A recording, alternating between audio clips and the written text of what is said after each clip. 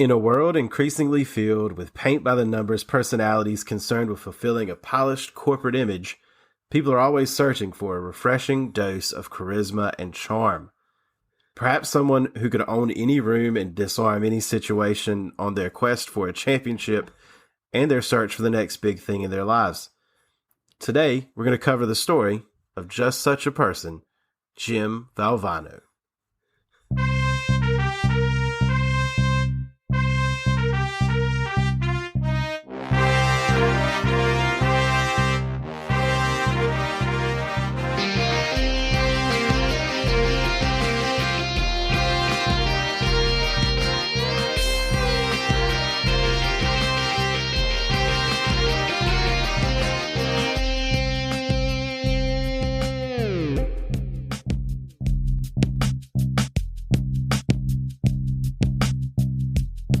Welcome to What You Don't Know About Sports, where we delve into the forgotten stories, teams, and athletes of sports history and question widely held takes on today's sports. I'm Matt, and this is Blake. Hi, friends. Today we're going to cover one of the most fascinating coaches in the history of sports, Jim Valvano. Blake, what's the first thing that comes to mind when you hear that name? Unfortunately, cancer. And his foundation, and all the quotes that come from his SB speech. I think if you asked most people our age who weren't alive or don't remember him coaching because we were so young at the time, that's really all you know unless you've purposefully gone back and looked and read and listened. Most of the stuff that he did, I mean, he was a fantastic coach, but he was an even better person. And most people only see that through the 11-minute speech that ESPN shows every year. Some may know some may know about the tournament winnings, some may know about his other coaching stuff, but he was a great person. And hopefully we can talk about a little bit of that, because I think that part is forgotten for most people. Yeah, I think so. I think, like you said, most people, it's the Jimmy V speech, or the SB speech, it's the V Foundation, it's the Jimmy V Classic every year at Madison Square Garden, well, non-COVID years, which this year I think they still did one. I think it was 2 top 10 matchups, so pretty big event every year. And that's it. And then, tournament time, we get the Cinderella run to the championship. But past those events, you're right. I think most people are unaware of everything else. So that's kind of what we wanted to get into here, the things that maybe you are unaware of with him. And so let's jump into it. He was born March 10th, 1946 in Queens. If you have ever heard him speak, that would not be a surprise at all. He was a 3-sport athlete in high school, and in fact, basketball is not his primary sport. His brother Nick indicated that baseball was the best sport he played, and I think you see that sometimes with people who are multi-sport athletes. They are better at one sport, but maybe they love a different sport, and so their path kind of goes. So maybe there's an alternate dimension where Jim Valvano is a crazy manager somewhere. I could totally see him picking up a base and throwing it at an umpire or something like that, But yeah, you're right. I think when you're a kid, you want to do the thing that you have a passion for, not necessarily the things that you're good at. So that might be the case here. Yeah. He goes on to Rutgers University after graduating high school. He was promised a walk-on spot, not a scholarship. Just, we'll let you play. But the starting point guard for the freshman team went out with injury, and Valvano played so well in that first year that he was given a scholarship and became the starter immediately on the varsity team in his sophomore season. So from no scholarship, you're a walk-on, to you're the starter on the varsity team, just, in the blink of an eye. Who would Tom Brady be without a Drew Bledsoe? That's it. I mean, it's a lot like that situation, like just unexpected, but here you are. He took advantage. There are some similarities actually to that story. So he's not quite the Brady of the situation, but him and teammate Bob Lloyd are going to lead Rutgers to the best season in school history to that point. They're going to go eventually to their first postseason tournament. It was just the NIT, but it was a postseason venture for the first time in Rutgers history. Here's some things that are surprising about this situation, because we always think of basketball coaches as coaches, and unless you're familiar with their playing career, you assume that they just weren't very good players. Maybe they were the glue guy at best. They're not, doing a lot of work though, but that's not the case here. So Lloyd is his teammate. By his senior season, Lloyd is going to be a first-team All-American. He's one of 7 essentially consensus first-team All-Americans that year. 3 of the people he's in company with are Lou Alcindor, now Kareem Abdul-Jabbar, Elvin Hayes, and Wes Unseld. And Bob Lloyd is on the same All-American teams with those guys. And so that was that situation. For Valvano himself, in his 3-year career, again, because freshmen couldn't play, we talked about that with the David Thompson episode, he averaged 15.2 points per game. That's not one of the top 10 marks in school history, but it's not far from it. SportsReference.com did not go past the top 10, and I couldn't find it easily accessible at Rutgers' website, so I'm not sure. But it's only 1 or 2 points off from being in that top 10 in terms of average. Yeah, that's got to be close. Yeah, and here's the next thing. The second leading scorer in school history is Bob Lloyd.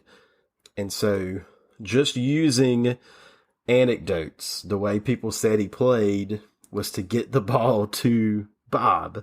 And so with that being said, we can assume that he probably would have been the school's all-time assist leader. However, assists were not an official stat at that point. So we have absolutely no idea how many of Lloyd's buckets and how many other buckets were assisted by Valvano. But we can probably safely assume that having the second leading scorer on your team probably gives you an opportunity, or in school history, gives you an opportunity to get a lot of dimes. That's probably right with him, with having all the assists. Yeah. Valvano, while at Rutgers, is thinking ahead, although he never had to use this. He graduated with a degree in English. He knew he wanted to be a coach. His father was a coach. And so that's what he wanted to do. And he figured he was going to have to teach while coaching, at least in high school. So he got an English degree to fall back on. And that's just good planning, folks. That's good. That's smart. Yeah. Like, even though, like, get a degree that is usable in the workforce. Moral of the story. Right. If coaching doesn't work out, you can still be a bitter old English teacher. No, I'm just kidding. I'm kidding. He didn't need that degree, however, because immediately upon graduating, they made him the coach of the Rutgers freshman team. If you've watched the SB speech and a couple of other speeches, he does this thing about how he's nervous going into his first game, and he's reading all these Vince Lombardi books about motivational speeches, and he gives this really great speech, and he says he ends it by like, there's God, family, and the Green Bay Packers, right? And all his players are like, what do you mean, the Green Bay Packers, coach? But that's where he starts honing his skills, coaching the freshman team as an assistant for the regular men's team. So immediately he's a coach. So I guess they saw something in him there too. Yeah, that should say something. And anybody who's ever heard him speak, even if you didn't see him coach, if you've ever heard him speak, you can only imagine like how passionate he would have been as a coach. So I could find it very believable that someone would just hand him the keys to a program and say, go for it. He leaves there after 3 years to go to the renowned basketball just powerhouse, Johns Hopkins. That's a joke, folks. Nobody goes to Johns Hopkins to play basketball at all. You go there to do literally anything else, but they do have a basketball team. Yeah. Not a Division I school at the time. Still not a Division I school in basketball. He went 10-9 in his one season there, and that would be the school's first winning season in 24 years. Just shows up and wins. Not his players. Nothing is his. Nothing. He just walks in and is like, "Hey, can I drive your car for a little bit?" And he does it. He does it better than average. Let's just see how this goes. He leaves there after his one season to go be a assistant at Connecticut. He did that for 2 years, essentially because he wanted to be back in Division I, right? Coaching major college basketball, that was where he wanted to be. It's a good career decision too. You got a year of head coaching experience under your belt. Somebody's willing to hire you at a higher level. Go ahead and take it. And he does, and becomes a lifelong friend with the UConn's coach, D. Rowe, who does what a good head coach looking to move his pupils along, and gets him his next head coaching job at Bucknell, another obviously high profile job, right? There's a lot of people are listening to this riding down the road. They know what Johns Hopkins is, but now they've pulled out their phones to Google Bucknell and see what's going on with that. Here, we'll pause for you. Just kidding. You've got a pause button. All right.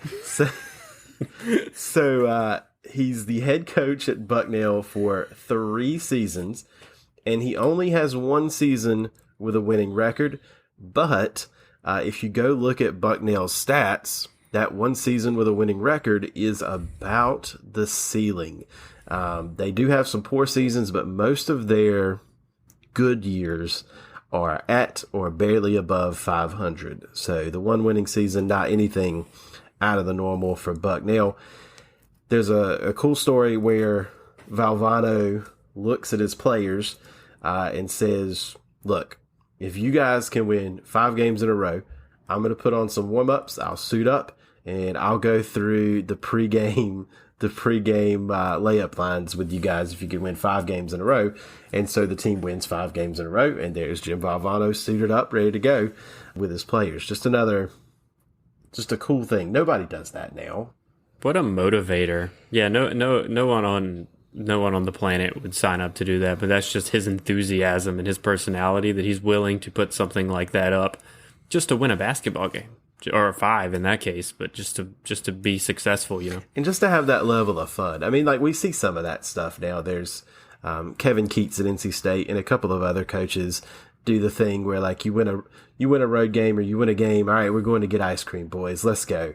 It's just fun. Like, just goofy fun is something that, not calling any names, but like the Nick Sabans of the world don't know how to do. You know what I mean? Or you could be Rick Pitino and promise your team a tattoo if you win a national championship. Whoops. But that's fun. I mean, the tattoo's a little life changing. The tattoo's a little much, especially since they kind of took that one away through an investigation. But it's fine. Everything's you can take it off the books, but you can't take it off your body. You know what I'm saying? Not as easily, no. Oh man! All right. Valvano's next job is going to be at Iona. That is a school in the suburbs of New York, and this is where some of the extra stuff, the Valvano legacy of charisma and charm that we talked about in the opening, this is where some of it starts to go down. This is his own retelling of the situations, but he says that he would go around and introduce himself to recruits, and he would go to camps to run them and meet people. And he would always introduce himself as Jim Valvano, Iona College. And he says that everybody would look at him and says, "Son, you must be the youngest man in the world to own a college." And there's no way anybody actually told him that, right? Like nobody was, but it's a way of maybe one of two times you in that little story that you're telling, twice you've said the name of the school. And you've given them a story to remember the name of the school, and now you've got an inroad, right? Yeah, it's a sales pitch. That's just an easy elevator pitch, right? Humor, goofiness. Why not? While he's at Iona, tradition held in New York City that all of the city and the surrounding areas coaches, they would get together for lunch at a diner on Tuesdays, and that would end up being their media availability for the week. You know, things weren't quite as buttoned down as they are now, where like you have a press conference every week and you have to talk and you have to answer this many questions. They just had some lunch with reporters.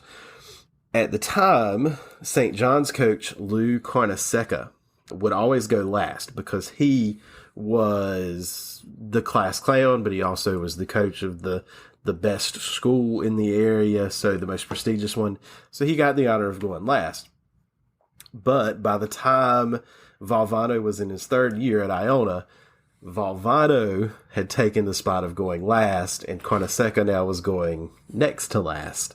He kind of supplanted him just because he had all this energy and he was funny and he could send everybody off with a laugh. And by doing so, everybody got good press because the reporters are going home happy. Everybody feels fulfilled. If somebody said something cross, maybe that gets left out, right? So it just helps all the coaches to have done this stuff. And it helps that you go 94-45 in your career at Iona. Like they were winning basketball games too. Yeah.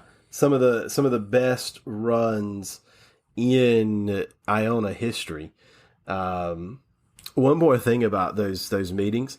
We were talking about it before we went on the air, but in air quotes. Valvano's 5 years at Iona overlap with Mike Krzyzewski's 5 years at Army. And just to give you a heads up on just how outlandish Valvano was, we know how like uptight Krzyzewski is. So when Krzyzewski's wife discovered that they would be working in the same city again, her reaction was, "Oh, blank, here we go again." So that just like this gives you the, just a good feel of how everybody felt. But yeah, he was lights out at Iona. The team improved 7 games his first season. They had their first winning season in a decade by year 2 in Iona. And in year 3, they recruited blue chip prospect Jeff Ruland. Just because everybody at home is doing this too, Blake, give me 5 Jeff Ruland facts. He played at Iona. There we go. That's it. That's all anybody knows. I don't know that I'd ever heard the name Jeff Ruland before researching this. He actually was a second team parade All-American, so that would have been his high school career. A third team All-American as a junior, and he had pro success too that I was unaware of. He was an all-rookie team member his rookie season. He was a 2-time All-Star as well. He has a situation where the bones in his feet are brittle, and that led to an early retirement, kind of a Bill Walton situation, though I think Walton's was his back. But bad feet, especially in a big man, that's tough. So shout out to Jeff Ruland, who we may never talk about again. But apparently he averaged 17 points and 10 rebounds in the NBA. That is not too shabby for someone that I've never heard of. Ruland is going to lead Iona and Valvano to the NCAA tournament for the first time in Iona's career. So now that's twice for Valvano, once at Rutgers, getting to the NIT for the first time, and now as a coach at Iona, they're going to their first NCAA tournament. They are 8 seed in that first tournament, and they lose in the first round. The next year, though, is the big year. They go 29-5. This is 1979-80 season. So they go 29-5 in an early season game against Louisville. They play in Madison Square Garden. Louisville is a team that everybody presumes is going to walk to the national championship, and Iona blows them out, like double-digit win in Madison Square Garden. And Valvano does something with his players that he will become known for. After winning the game, which was the 9 o'clock tip-off at Madison Square Garden, which he held in high prestige. It's the second game of a doubleheader. That's the one everybody wants to see. He's a New York kid, so this is a big moment for him. He has his team go to the nets and cut the nets down because the game's over. We won the big game. Go cut some nets. And that's something he would become known for. He always was chasing cutting the nets down at the last game of whatever, tournament, season, whatever was going on. Yeah, he said that he's in the 30 for 30 Survive and Advance. He talked about, the documentary talked about the fact that one practice every year there would be no drills, no shooting, no nothing, and they would literally go through the motions of cutting down nets off the rim and celebrating as if they had just won a national championship. That's the mindset that he had from day one. Every season he was out to do that, and eventually it pays off in this game against Louisville. I mean, it's visualization, right? It's saying this is where we're going to go. We got to be prepared for it. We're going to practice it. He did that at camps too. Doing some research, he would go to these high school and these kids camps, and wherever he would go, he would end whatever he was doing. If he was giving a speech, he would end it by getting everybody at the camp to like hoist him on his shoulders, go to the nets. We're cutting the nets down because that's why we play. We play to cut the nets down. And so it's just a cool thing, right? It's motivational. It gets you amped up. This guy believes I can win. Yeah. It starts from the head coach, right? If the head coach doesn't believe you can do it, then why should any of the players? So he embodied that in everything that he did in basketball. Iona finished that season ranked number 19. That is the only time they have ever been ranked. And I don't mean the only time to that point. I mean the only time in the school's existence that they have been ranked was in that season. They beat Holy Cross in the first round of the NCAA tournament, go to the second round where they lost to Georgetown by 3. Tough game, close game. Valvano afterwards quoted as saying, "It was national TV. We knew what it would mean to reach the Sweet 16. I'll always believe if we'd beaten Georgetown, we could have gone to the Final Four. We were that good." So a situation where the bright lights, not having been there before, I know that's a cliche, but there is some merit to it. If you are somebody that's a fan of the game you're playing, if you're in one of those big spots, you can't help but think about it being a big spot. So maybe they were just overwhelmed by that in that moment. Right. It's the idea of like putting a freshman at the free throw line to win the basketball game. Like they're just so inexperienced that you're putting your money on the fact that they're not going to hit the shot because they're nervous or whatever. Absolutely. He departs Iona after that season, and there is a little bit of scandal that goes along with that. Not the last time we'll say that in this episode, unfortunately. The way this goes, Ruland, obviously the star player, had hired an agent that was working with him that entire season that we just spoke about. It was Ruland's junior season. And so he had an agent. He was technically ineligible. He broke rules of amateurism. The story goes that some people claim that Valvano knew that was the case, played him anyway, just went with it. But Valvano claims he did not know that. He says he left Iona because he figured Ruland was going to leave and go pro. He was that good. He probably should. He's not coming back. So, our best chance at winning is over. I need to strike while the iron's hot. But the people of New York, more particularly Iona fans, did not see it that way. At his next job, which we're getting ready to talk about, is the North Carolina State job.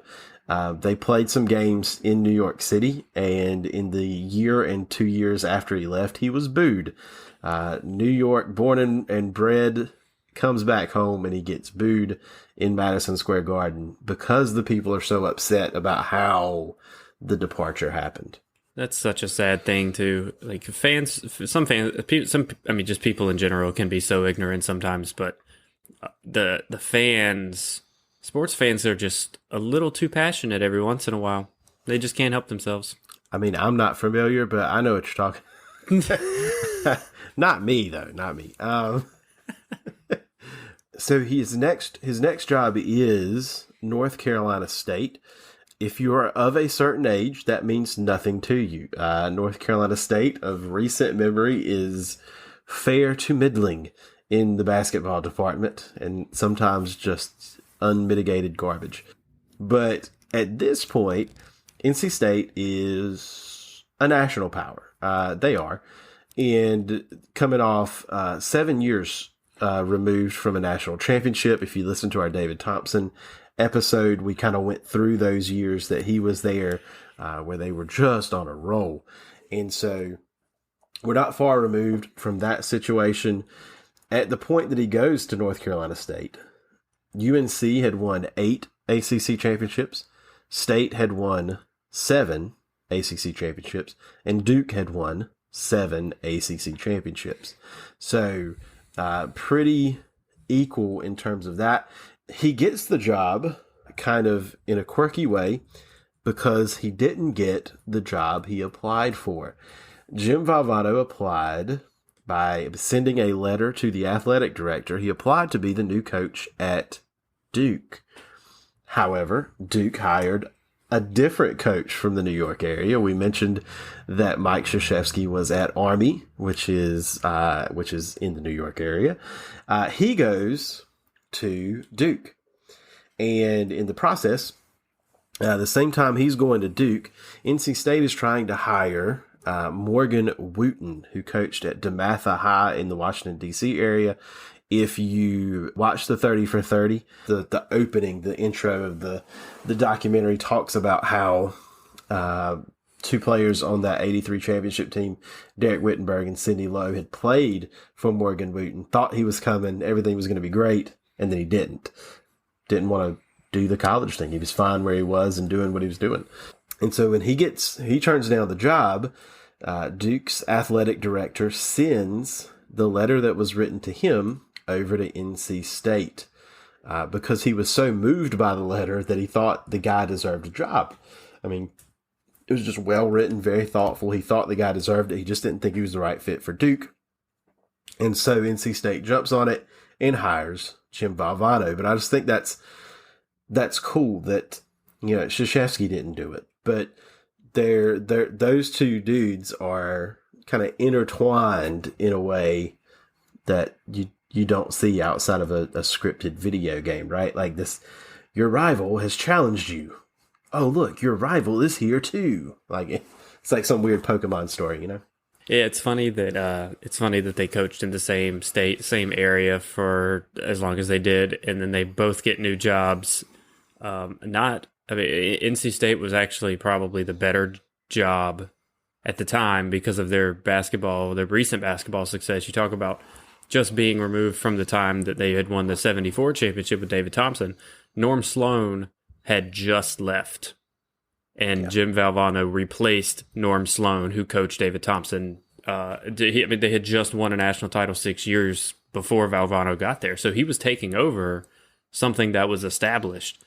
Duke had won conference championships, but they had no national titles yet. So it could be argued that State was the better job anyway. And this is another cool Valvano thing. He tells this story to people that after he got hired at NC State, he goes to get a haircut, and the barber asks him if he's that new guy that's taking over for Norm Sloan. He says, yes, I'm Jim Valvano. I'm the new basketball coach at NC State. He says, well, I sure hope you do better than Sloan did. And Valvano turns and asks him, wait a minute. Didn't Norm Sloan go like 27-1 one year and 57-1 over 2 years and win a national championship? Are we talking about the same Norm Sloan? And the guy says, yeah, but just imagine what old Dean Smith would have done with those boys. He's not wrong. So Valvano's in Raleigh. The team struggles in 80. 81, but they gained an NCAA tournament berth in the 82 season. And then they go on the miracle run in 83. And we may do an episode on it. We may not. We may just bring it up later. There's a 30 for 30 on it that you can check out. It's a miracle run because they weren't going to make the tournament, but they weren't going to make the tournament because one of their best players, Derek Wittenberg, was hurt for the bulk of the season, right? So it's not like they came truly out of nowhere. They had a lot of preseason expectations, and then things just didn't work out. But to be in a situation where you can't lose and not lose is remarkable. We don't see that very often outside of movies where a team just decides that they're not going to lose, and fate and luck to a degree allows that to happen. Right. That 82-83 season, they were 7-2 going into a game against Virginia, which is the game that Wittenberg broke his foot. Wittenberg had 27 points in the first half of that game against Virginia, by the way, who had Ralph Sampson on it, 2-time defending National Player of the Year, soon to be 3rd time. And he went down with a broken foot. They lost that game, and then they went 10-7 after that. So they shouldn't have had 10 losses. If their best shooter was on the floor, they would have had 5, maybe. I mean, they weren't as bad of a team as people made them out to be. It was simply their record, like you said. They went 10-8 without their best player. Yeah, and part of that story, it helps to have won the way they did, and to the championship game in particular, to come down to a last second shot against an honestly overpowering Houston team. I mean, that's Clyde Drexler and Hakeem Olajuwon on the same team as collegians. Like, that's stupid. It's ridiculous that anybody beats that team. So it helps that that's the case, but it also helps that Valvano is so charismatic and outgoing, and that he's running around on the floor after the game's over, just going wild, trying to find somebody, right? It helps that all those things come together, because that moment and that run, like, nothing is forever. But that run is as forever as it gets. I mean, as long as there's an NCAA tournament, that moment and those people are going to be brought up. So a very special run there that season. Yeah, we will forever see that clip of that Wittenberg shot and the Charles put back and the Valvano running around looking to hug Wittenberg, I believe, because that had become a theme throughout the end of that season. Every tournament win, Wittenberg would run up to Valvano and just squeeze him and pick him up off the ground and give him a hug. And Valvano said he ran out onto the court after that game looking for Wittenberg because that was their thing. And he was already hugging somebody else. So he had to turn around and find another group, and he just jumped on the first pile he saw. But yeah, definitely. I mean, we could do a whole episode on just that run or just that game or just that tournament. But I would implore you to go watch that 30 for 30 if you haven't. It's very, very good. They have a fall off in the next season, 83-84, but that's to be expected. The team lost Wittenberg and Sidney Lowe, and Thurl Bailey. So essentially the 3 best players off that team, all were seniors, all departed. And so not out of the question that they would fall off in the next season. They did not make the tournament. They were in the NIT, lost in the first round of the NIT. Valvano admitted that just not into it. Like, the year was not going their way. And so I think 7 straight losses to end the season, between the regular season, the ACC tournament, and the NIT. But they would bounce back in 84-85 and then 85-86. They went to back-to-back Elite 8 appearances, and they won the regular season championship in 85 in the ACC. A lot of old timers will make sure and be quick to note that the ACC regular championship did not exist at that time, and that's true. It's not an official thing, but they finished on top of the standings. So whatever, do what you want with that information.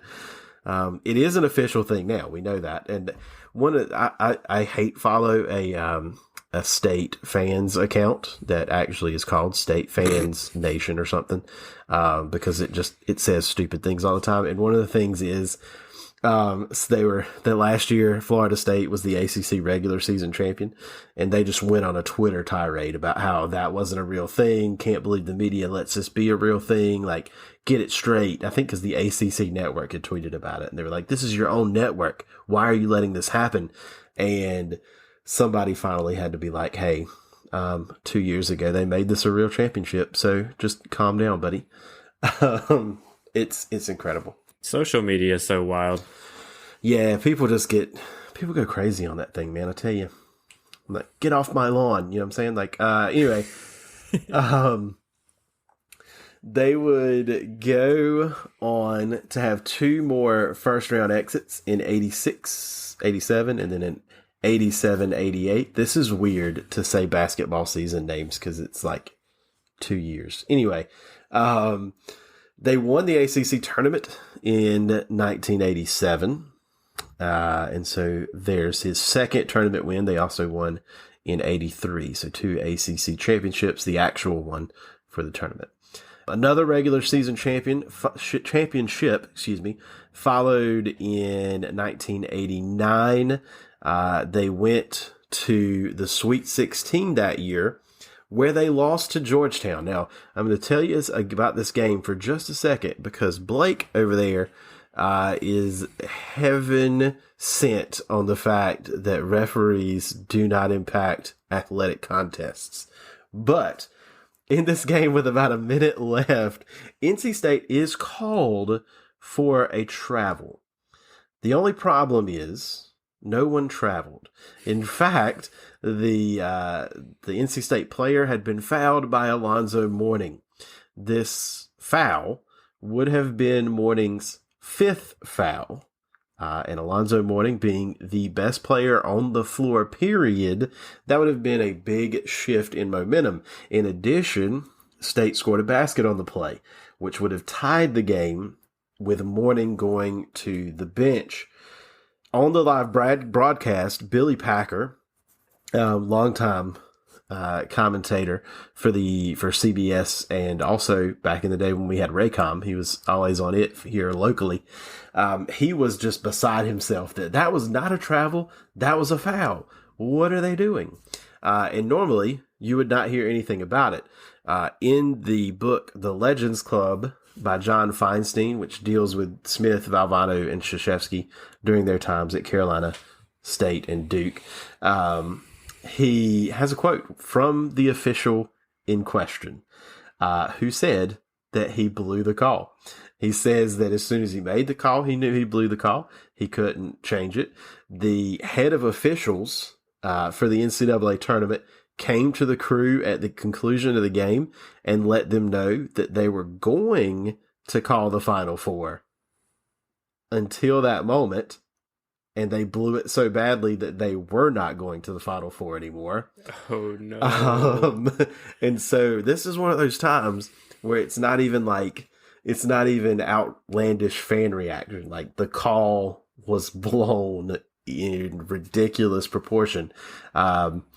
But to the referee's credit, he says that he did apologize to Valvano the next year, and that he couldn't be any classier about the situation. So there's a difference. There's a difference in the majority of games. Like, refs make bad calls. So there's a difference in the referee making a questionable call that might impact the outcome of the game, and this referee blatantly getting it wrong, losing their next job, and then having to apologize later for it. There's a big difference. I'm just saying sometimes it happens. No, it definitely does. It definitely does. But the majority of the time, it's not.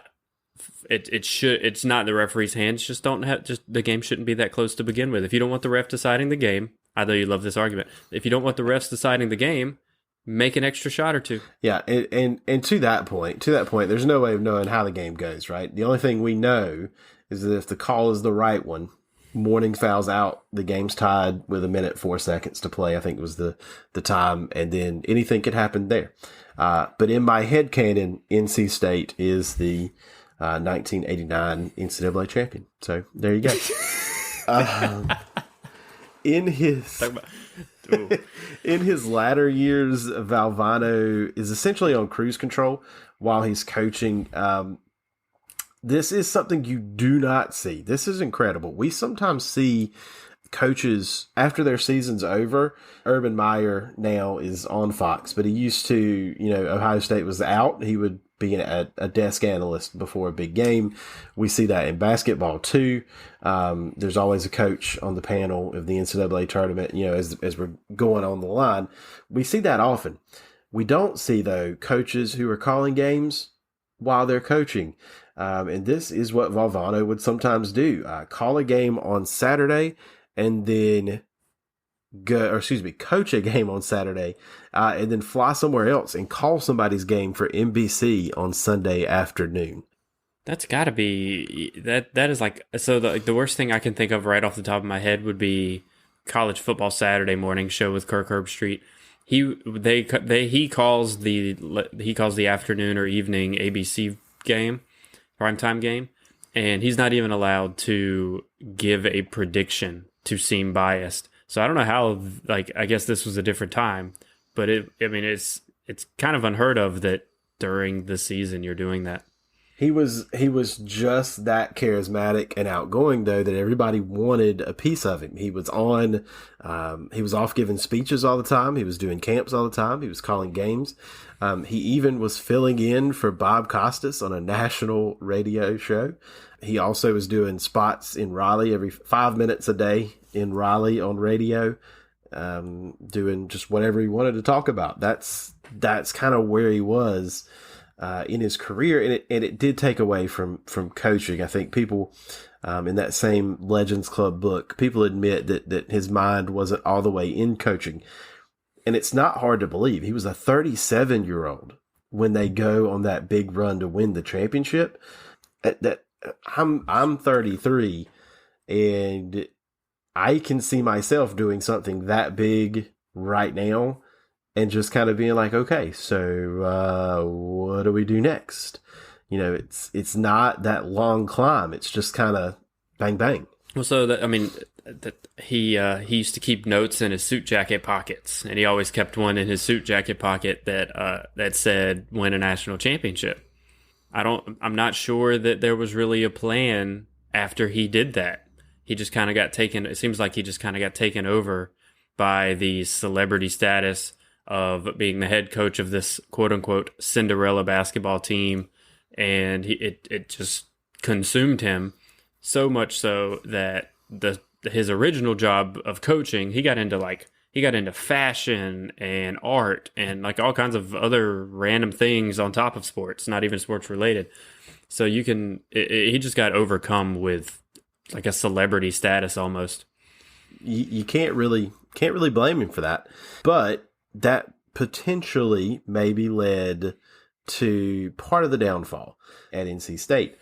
Just like at Iona, there ended up becoming some scandal. During that 1989 season, which was his next to last at NC State, the press got a hold of a book jacket where the title of a book was displayed, and that book was titled, the longest title in the history of the world, Personal Fouls, The Broken Promises and Shattered Dreams of Big Money Basketball at Jim Valvano's North Carolina State. Being a high-profile program, being a high-profile individual, the press, not just in Raleigh, but nationwide, got a hold of that and just had a field day kind of investigating things. From there where there was smoke, there started to be fire. The UNC Board of Governors, for anybody out of state, all of our schools that have essentially all the schools that are state schools are University of North Carolina with the exception of a few, North Carolina State, the North Carolina State being one of them. It's all part of the same system. So the UNC Board of Governors started investigating things that were going on at state. The book itself is generally a train wreck. It's full of typos. For instance, in the book, they make the author makes a point of saying that Krzyzewski is a hard name to spell while he's misspelling it. It includes Thanksgiving being on a Friday, which it never has been. And so it's just full of inaccuracies. And when you're writing a book like this, if you have it full of inaccuracies, it's not hard to believe that everything is made up. The allegations are wide ranging. Like anything you could think a college program would do to be wrong is alleged in the book. And that's not really what happened. The UNC system investigates, the NCAA investigates, everybody in the world investigates what's going on. What they came up with is that NC State players would sell the sneakers given to them by the school, and they would scout the comp tickets given to them by the school. And that was basically it. The school did engage also in grade manipulation, which essentially is the kids would take a class, they would see that they're going to fail the class before the withdrawal deadline, and then withdraw. The NCAA had no rules about how many hours you had to take, had no rules about how many hours you had to pass. Now they have the adequate yearly progress measure, and if you don't have kids advancing toward their degrees at a sufficient rate, you will get banned from the postseason. Those things didn't exist then. So they were playing by the rules. The kids were going to fail the classes, so they withdrew from the classes and then took it again. Well, you've already been in the class one time. They were more successful again. So for every year some of these kids were playing, they were only getting half a year of education. So they weren't advancing toward degrees, but they technically weren't doing anything illegal. Although obviously the job is to get a degree while you're there, right? Not excusing it at all. Yeah, there was a quote that they didn't violate the letter of the law, just the spirit of it.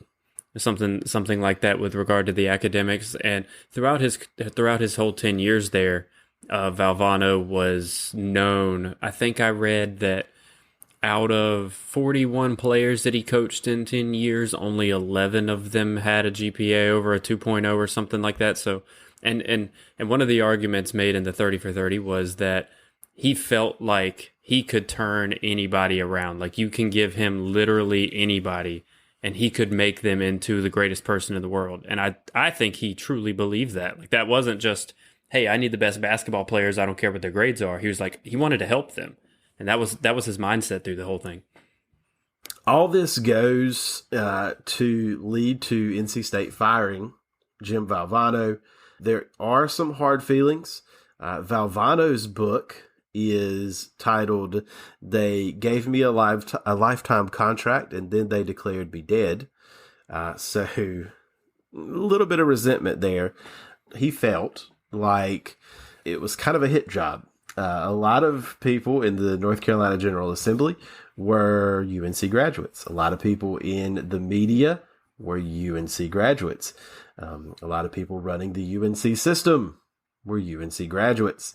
And so he felt as if he had ruffled enough feathers, he had bothered enough people, he had done enough to challenge the superiority of UNC that they took advantage of the situation to make it worse than it was. If this same thing goes on now, selling shoes, selling tickets, a lot of those end up being minor violations. And it was all based on the allegations in this book of the author of the Personal Fouls book. It was all based on the allegations that he made in there, and like you said, they alleged anything and everything, and it's like throwing spaghetti at the wall to see what sticks, kind of deal. And they found a couple small things, but like you said, it wouldn't be huge. And he was to the point it was said that he offered to coach the next season at State for a salary of $1 because he just wanted to be there and he wanted to coach that team. Yeah. The compliance officer that covered the case said in his letter that Valvano was a fine coach. If if his son was a basketball player, he would have no problem sending the kid to NC State and having Valvano be his coach. That these were all minor violations and there's essentially nothing to see here, move along. That's not how it ended up. And so he was fired. In the time after the firing, he became an analyst for ABC and ESPN, which made a big impact on a lot of other people. But shortly after being fired from NC State is when he was diagnosed with a very aggressive and very late stage, unfortunately, cancer that would end up taking his life in 1993. He was only 47 years old. He was still calling games while receiving treatments to the point where many people thought he was in remission for much of that time. They were unaware that he was still undergoing treatments. There's that famous, obviously everybody knows what's going on by the time that famous ESPY speech happens, because it's 2 months, somewhere around 2 months between that speech when he passed away. But he was able to give that, and he was able to reconcile a little bit with NC State. The 10-year reunion of the 83 championship also occurred in the months preceding his passing, and he returned to Reynolds Coliseum, and he gave what essentially was an early version of the Never Give Up speech there at NC State. You can find that on YouTube as well, but the early version of the Jimmy V speech, and that's a speech that I would encourage everybody. You've listened to us for however long you've listened to us for, you can spare 10 minutes to go listen to that, because it is, motivational. It's just good life advice in that speech. Yeah, there's a lot of good life lessons in there, and like his players even said that the speech that he gave at the 10-year reunion for the championship in Reynolds and the ESPY speech, they weren't surprised by it at all, because that's how he spoke pregame, that's how he spoke at halftime, that's how he spoke postgame. That was just him giving that life advice, him being that sort of leader, being that enthusiastic about everything he did, and especially basketball. They weren't surprised by what he said or how he said. Of course, it moved everyone who listens to it, and if you haven't, shame on you. But especially if you're listening to us and you've never heard that speech, but whatever, go listen to it. It's worth your time too. But he was just such an enthusiastic person, and it's terrible to lose such an amazing individual so soon, because he would be in his him and Dick Vitale were about the same age, correct? I think they were about the same age. He was 47 in 93, so 27, 74? 74, yeah. Dickie V apparently called him the day before the ESPY speech for him to receive that Arthur Ashe Award, and he had to convince him to get on a plane. And Mike Krzyzewski and his wife were on the plane with him up to New York, I think is where they were hosting the ESPYs that year. And he threw up the entire way there. Apparently, Valvano's wife actually had to carry a bag with her at all times. He was that sick that he could throw up at any moment for any reason. And she literally had to carry this bag around just in case. But again, heartbreaking that we lost such an amazing individual so soon. Absolutely. We're not going to end you on the sad note here, though, because that just wouldn't be good. So here are a couple of things we haven't told you, just some of the fun stories. He was once given a speech where he was talking about the State-Carolina rivalry, and he remarked, "Beating North Carolina is not life and death. It's more important than that. If Carolina played the Russians, half the state would be rooting for the Russians." True story. It's a rough life out here. It is. He had some memorable interactions with the Cameron Crazies as well. Lorenzo Charles, who, if you're a keen observer, you know he was the man who dunked the errant shot and or pass from Derek Wittenberg at the buzzer to win the championship. The next year he was arrested. Him and some of his friends had decided it was a great idea to hold up a Domino's pizza driver. Now, they didn't steal any money. They just stole some pizzas. So Duke fans doing what Duke fans do, the next game in Cameron, they had 20 pizzas delivered to the NC State bench. Valvano, being the great sport he was, paid for the pizzas and started passing them out to all the students behind the bench. Just what else are you going to do, right? Why not? If you can't laugh at yourself, then what do you expect? What are you even doing? He also wants, Duke has this chant to coaches when they're standing up, coaching their team. They yell at the coach to sit down. They chant for him to sit. And so Valvano decided to just crisscross applesauce right there on the court. He thought he had won that exchange until the Duke fans started chanting to roll over, roll over, roll over. And so he just kind of had to stand up and give them a tip of the cap and move on. There are 100 more Valvano stories that could be told all over the place. And we'll leave you with one more that his brother said was made up. The only story his brother Bob says was made up is that he lost a game in Reynolds Coliseum to Carolina. And a man came up to him on the street later and said, we don't really like losing here. And he said, yeah, I understand. And the fan said, no, tradition's important here. Yeah, tradition. I get it. I'm well steeped in the tradition. And the man said, no, you don't understand. If you lose to Carolina and Reynolds again, we're going to have to kill your dog.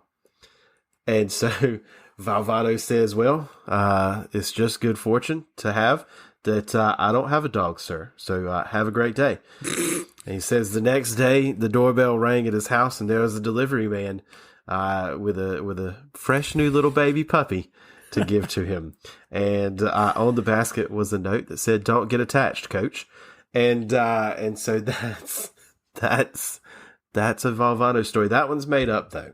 And so if that one's made up, we've got to assume that some of the other ones are real. But yeah, great man, great coach, inspiration to a lot of people. Yeah. All right, folks. So thanks for listening to our Valvano episode. We hope you enjoyed that. If you've got any suggestions for us, a person, a thing that you know about, that you want us to know about, you want everybody to know about, be sure to let us know. And then if you want to know more about the Jimmy V Foundation, you can find that at v.org. $100 million to cancer research. 100 million. So you can go there and find out about the foundation and donate to it. So a worthwhile cause. Thanks for listening, guys, and we'll see you in a couple weeks. Bye. Thank you for listening to this episode of What You Don't Know About Sports. If you enjoyed what you heard today, please leave us a review, 5 stars only, please, and hit that subscribe button wherever you listen. If you have a great sports story, we want to hear about it. You can connect with us on Facebook, Instagram, and Twitter at WYDKAS Podcast, and on our YouTube channel at What You Don't Know About Sports Podcast. All episodes are written, recorded, and edited by us. Stay tuned for the next episode.